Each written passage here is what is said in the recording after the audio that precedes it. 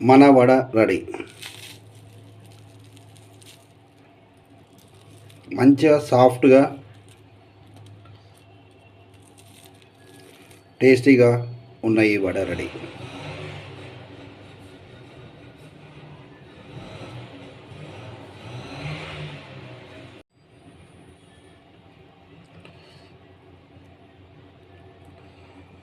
మనం ఇందులో ఉన్న టెక్నిక్ ఏంటంటే పిండి కలుపుకునే దాంట్లోనే ఉంది. మనం మంచిగా పిండిని కొంచెం సేపు బీట్ చేసుకుంటే మంచి సాఫ్ట్గా వస్తాయి, లేదంటే గట్టిగా అవుతాయి వడ. మీరు చూడవచ్చు సాఫ్ట్గా ఉన్నాయి,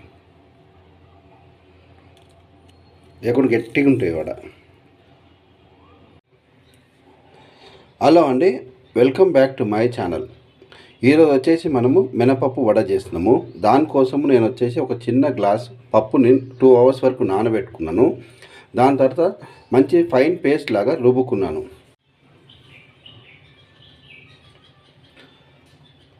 కొంచెం అల్లం వెల్లిగడ్డ పేస్ట్,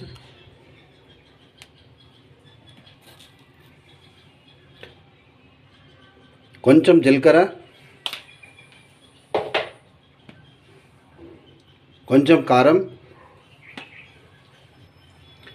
మన టేస్ట్ సరిపోయేంత ఉప్పు,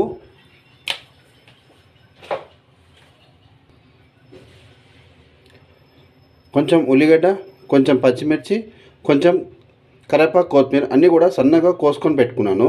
ఇవన్నీ కూడా యాడ్ చేద్దాం.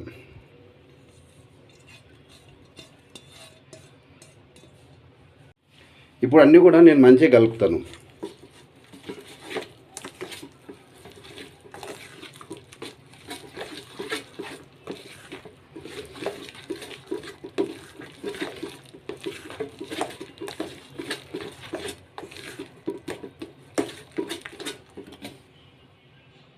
పిండి అంతా కూడా నేను కలిపి పెట్టుకున్నాను. నేను నీళ్ళు ఏం యాడ్ చేయలేదు, నూనె కూడా ఏం యాడ్ చేయలేదు. దీంతోనే మనము ఇప్పుడు వడలు వేస్తాం. పిండిలో నేను ఏమీ సోడా ఏమి వేయలేదు, నూనె కానీ నీళ్ళు కానీ ఏమీ వేయలేదు. ఇది కలిపినప్పుడు ఈ విధంగా ఉంది. ఇప్పుడు నేను వడలు వేస్తాను.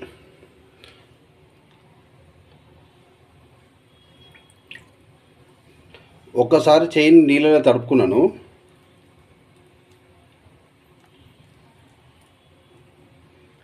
పిండి తీసుకున్నాను.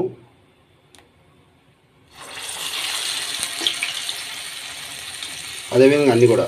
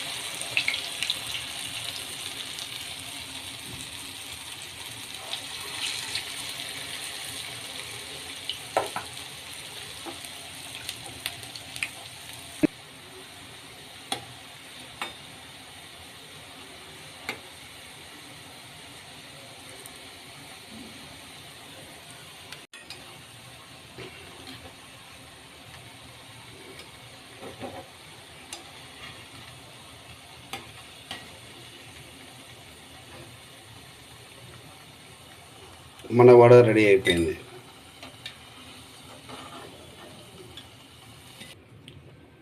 చాలామందికి ఒక డౌట్ ఉంది, మనం వడ వేసినప్పుడు రౌండ్గా రాదు, అదేవిధంగా మనం వడకి హోల్ పెట్టలేమేమని. సింపుల్, ఈ విధంగా చేయండి.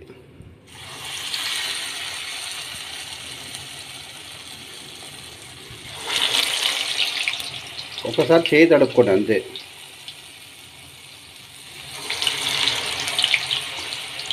ఇది ఒకసారి 2 సార్లు వేస్తే ఆటోమేటిక్ వచ్చేస్తుంది. ఇదేం పెద్ద కష్టమైన పని ఏం కాదు.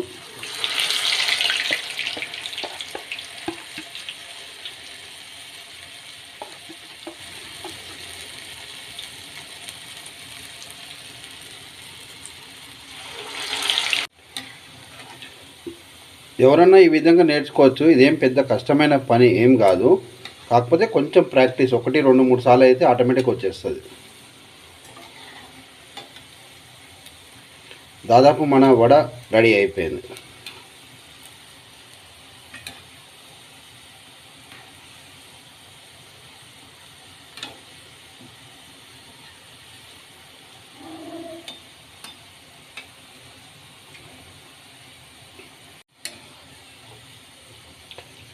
ఈ కలర్ ఎందుకు వచ్చిందంటే మనం ఉల్లిగడ్డ వేసినాం కదా, దానివల్ల ఆ ఉల్లిగడ్డ కాలి ఈ విధంగా కలర్గా వచ్చింది. లేకుండా నార్మల్గానే ఇదే విధంగా ఉంటుంది. మన వడ రెడీ.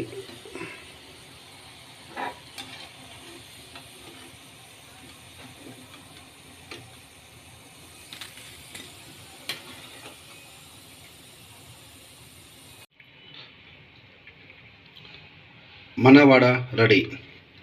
ఈ వడ నాన్ వెజ్ పులుసులతో చాలా బాగుంటుంది. చికెన్ అయినా కానీ మటన్ అయినా కానీ పులుసుతో చాలా బాగుంటుంది. ఒక్కసారి ట్రై చేయండి, నచ్చితే కామెంట్ చేయండి.